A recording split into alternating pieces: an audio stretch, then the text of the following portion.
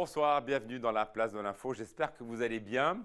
Pendant toute la semaine, c'est la thématique rencontre. Et oui, c'est la Saint-Valentin cette semaine. Donc, je vois que Pauline et Thierry sont passionnés par la thématique de la semaine. Oui, après on se renseignera, mais je pense qu'on est déjà pas mal occupés. Eh bien, vous allez venir toute la semaine, comme ça vous Pas allez mal. pouvoir suivre les conseils de nos coachs. On va même aller dans des clubs un peu particuliers. Ça sera dans la place de l'info. On va commencer bien sûr par cette météo et par ces avalanches. C'est le premier titre, Pauline, ce soir, dramatique à Oui, Tignes. c'était du côté de Tignes, effectivement, une avalanche qui s'est déclenchée ce matin aux alentours de 10h30, 10h45. Un groupe de 8 à 9 personnes, on a du mal encore à connaître le chiffre, s'est fait emporter par cette avalanche. Alors, a priori, pour le moment, ce serait 4 morts. Il y a peu de chances de retrouver des survivants dans cette avalanche. C'était un groupe qui venait de l'UCP, a priori, de Tignes et qui était encadré par un moniteur ESF de Tignes également. Donc voilà, on fera un peu le point dans le journal avec Olivia Boisson qui est sur place en ce moment. Alors Thierry, je me retourne devant le mur pour comprendre un peu ce dont il s'agit. Là, nous sommes donc à la Grande Motte, à 3000 mètres d'altitude. Thierry, on voit bien ces nuages caractéristiques du Fun. Il a pris 14 degrés, ce glacier, entre samedi après-midi et dimanche. Phénomène de Fun. Déjà, la neige était tombée par accumulation de vent. Il avait beaucoup neigé pendant la chute de neige, donc il n'y a pas mieux pour faire une avalanche.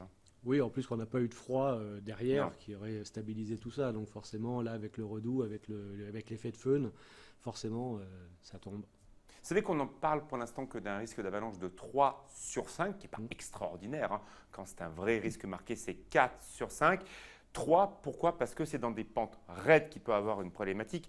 Là, on est sur un domaine scap qui est parfaitement balisé, la fameuse double M qui part du sommet du Tignes et qui revient donc jusqu'au centre. Évidemment, sur les pistes ou à côté des pistes, il n'y a pas de problème, mais dès qu'on est sur des pentes fortes, là, il y a un risque, Thierry. C'est même des avalanches de fonte dont on parle, de blocs, comme on les voit très souvent en fin de saison, parce qu'il fait chaud en montagne.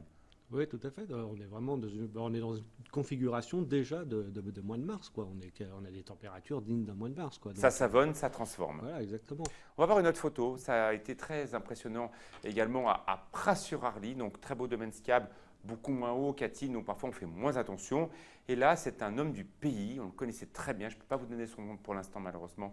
C'est vraiment quelqu'un qu'on appréciait beaucoup, qui est mort, c'est un vrai montagnard du pays, qui est mort là, au col de Véry. On est à 2000 mètres d'altitude, dans une avalanche, dans un secteur qui est exposé. Mais voilà, ça peut arriver partout les avalanches, y compris dans cette moyenne montagne. Là, en ce moment, ça peut arriver partout. Alors, le risque est marqué de 3 dans les 3 vallées, par exemple. C'est vrai que dans les Aravis, par exemple, il n'est que de 2. Mais le risque est vraiment présent. Il faut vraiment être très prudent. On reste encore dans ces conditions de fun, de temps plutôt chaud, un mauvais regel nocturne tous les soirs.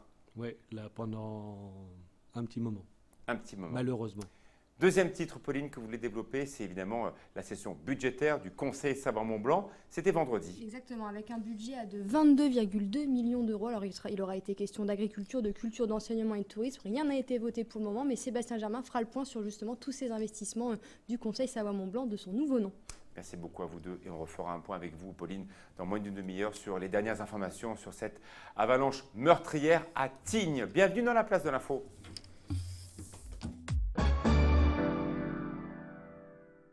Notre invité politique cette semaine est Annabelle André-Laurent. Merci d'être avec nous, conseiller régional Les Républicains.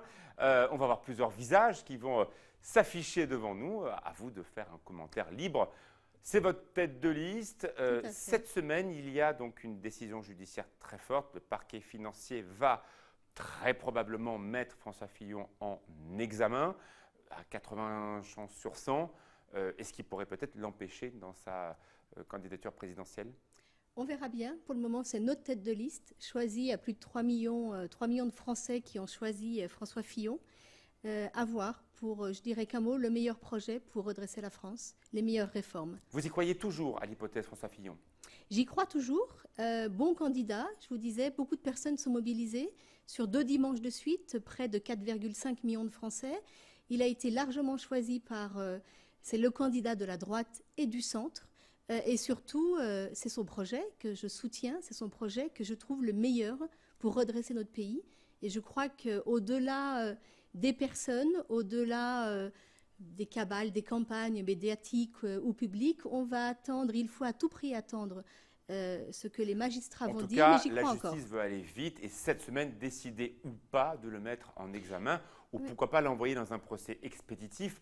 Mais bon, en tout cas, la juge d'instruction est assez jeune, donc c'est vrai que ce n'est pas forcément l'hypothèse la plus favorable. Deuxième personnage politique, oh là, c'est une affaire qui est un peu plus anecdotique par rapport au montant en jeu, mais quand même, on en a parlé cette semaine. Laurent Wauquiez qui réclame, donc là, ce n'est pas une information du Canard, hein, c'est une réclamation du président de la région, des indemnités parce qu'il est du Puy, il va à Paris et lorsqu'il y a des sessions à l'Assemblée régionale, il faut qu'il puisse dormir à Lyon et donc il demande une indemnité pour qu'on lui rembourse ses frais d'hôtel. Vous en pensez quoi? J'en pense que c'est tout à fait normal. Tous les élus qui se déplacent ont des frais, des indemnités de séjour, des indemnités d'hébergement. Il est président de la région, pourquoi il ne vit pas à Lyon? Parce qu'il a sa famille qui vit au Puy-en-Velay. Rien n'oblige la famille de déménager. C'est un président qui se consacre au conseil régional. Il est normal, comme tous les élus, que lorsqu'ils viennent siéger à Lyon, il ait des frais d'hébergement qui sont en plus de 60 €. Donc je pense que c'est un non-débat. Troisième personnage politique que l'on va voir, vous le connaissez bien, Bernard Accoyer. Vous êtes proche de Bernard Accoyer. Nous, les journalistes, on l'a croisé au vote de la presse il y a quelques jours. On l'a senti assez nerveux, tout le temps sur son portable, en train de regarder ce qui se passe actuellement à Paris.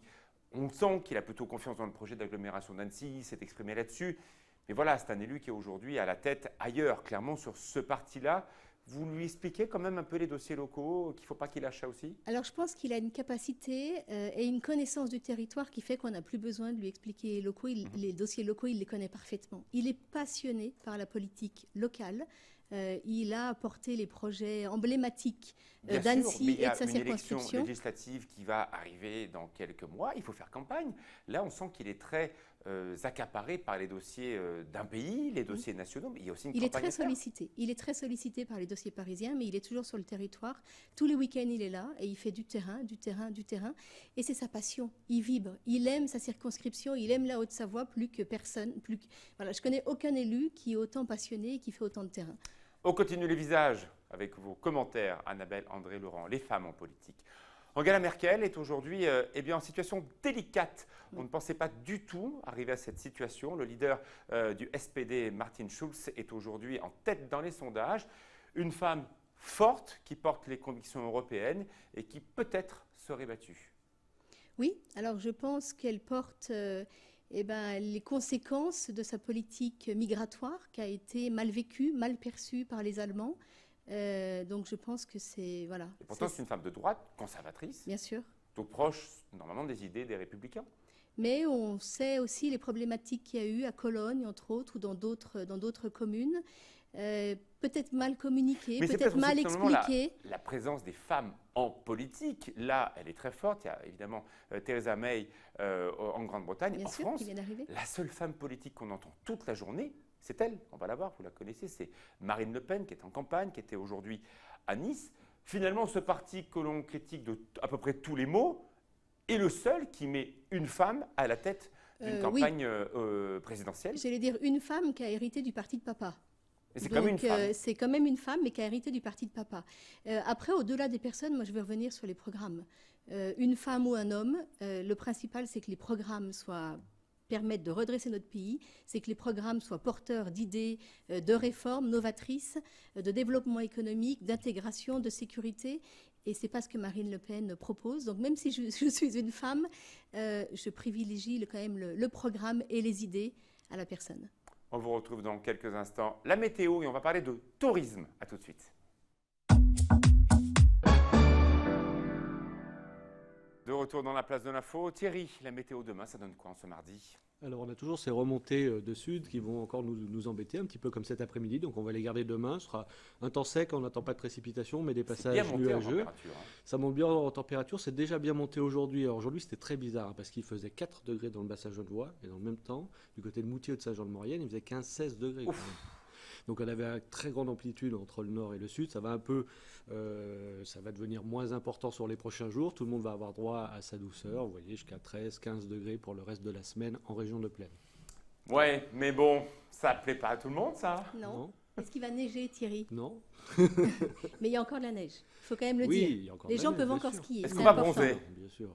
Probablement, si on se met au soleil, oui. On ne voit pas du tout de neige pour l'instant? Non, pour l'instant, jusqu'à fin février, on ne voit déjà pas de froid. Ça, c'est quasi sûr. Et peut-être retour des précipitations vraiment sur la toute fin du mois, mais d'ici là... Pour remettre une couche pour les vacances d'avril. Donc il y a assez de neige pour les vacances de février. Et ça remettra une couche pour les vacances d'avril. Si ça peut se passer comme ça, ce sera... Ça serait pas mal. Bon, on va vous prendre à la météo parce qu'il ne m'annonce pas des choses sympas, que du redoux. Bon, allez, on parle de tourisme. C'est pour ça que vous êtes avec nous. Tout à Annabelle, fait. André, Laurent, vous êtes conseiller régional Les Républicains. Des visages qui vont apparaître et qui ont marqué l'histoire touristique, même la semaine dernière. Le visage de Yannick Aleno, vous le connaissez, chef 3 étoiles. Pour la première fois, Courchevel a une 3e étoile au guide Michelin. Extraordinaire. Il fait partie des plus de 100 étoilés qu'on a sur notre grande région. La région gourmande, la région des savoir-faire, la région des produits, la région de l'excellence. C'est une excellente nouvelle, extraordinaire. Et puis c'est la récompense d'un travail, d'une passion, d'un engagement. Donc on ne peut qu'applaudir, féliciter. Il y a une grande fête prévue à Courchevel ce jeudi soir avec tous les étoilés de la station. Pour la première fois, un chef avait eu une étoile en 1947. Et on salue aussi Michel Rochdy, qui est un des plus anciens étoilés de France, qui a 2 étoiles, qui a fêté ses 80 printemps il y a quelques temps. Un autre visage que l'on va voir tout de suite, on est toujours dans la même dynamique. Il a fêté son 91e anniversaire, c'était il y a quelques jours, Paul Bocuse. Il a cette image, il porte la région. Il porte la région, Paul Bocuse, c'est la référence de la gastronomie aussi lyonnaise, ce sont les Bocuse d'or.